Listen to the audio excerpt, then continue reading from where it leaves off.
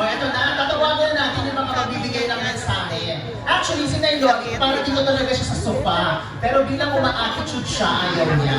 So, doon muna siya. ayaw ko pag-picture sa ano niya, cake niya. Pilitin natin mamaya, ha? Okay. Anyway, eto na. Ang una natin, pangalawa natin tatawagin. Yung unang araw na hinahandle siya ni Nay Loli, ang tawag ni Nay Loli sa kanya ay Albert. Kahit hindi naman Albert ang pangalan niya. Dahil siya ay walang iba kundi si Alfred Vargas. Alfred, message naman. So, dapat pala Albert. Pero alaga ka ni Nay Loli, pero Albert. Albert. Ay, nanay! Palapakan natin, Nanay Loli Solis! Nanay, nandito ako. Yan. Okay. First of all, ang saya-saya dito kasi this is a very intimate party. And for us to be here, to be invited here, ibig sabihin, either way, in any way, naharapatan na tayo ni Nanay pag nandito ka. At kung wala ka sa table na to, ibig sabihin, konti lang naharapat sa'yo ni Nanay. Tingnan mo naman nandito sa table na to. Yan ano talaga, si Miss Grace, si Ma'am Rhea, si Ma'am Ruby. Nandito talaga mga big time nanay. Kaya po ako, siyempre nandito yung thank you, my dear colleague, Kong Lani Revilla, palapakan po natin. Tapos Senator Jinggoy Estrada, palapakan po natin. Dito rin po nga ang mga kaibigan, si Kong Brian, palapakan po natin. Si Governor Inares, nandito rin. Saka yung aking pong kapatid, Congressman P.M. Vargas.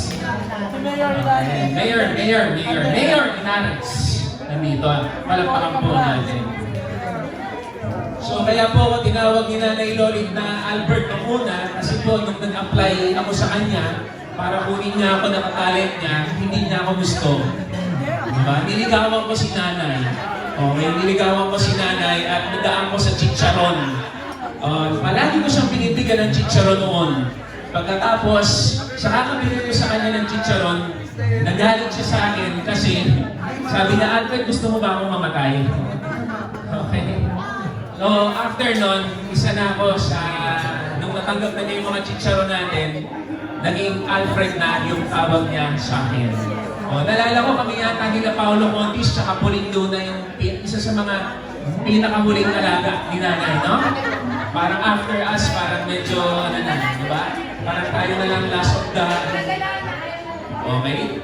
Tapos, Nanay, ang wish ko sa'yo, sana umabot ka pa hanggang 177 years old. Okay? At naalala ko, nung binibisit ako si Nanay Loli sa ospital, nagdadialysis kasi si Nanay. First time kong bibisita sa ospital, tatanungin ko dapat doon sa front desk, saan si Loli Solis. Pero nung narinig ko pala doon sa hilera ng mga nagdadialysis, malulungkot lahat. Malulungkot lahat ng mga nagdadialysis. Super ingay sa isang area, Loli Solis nandoon.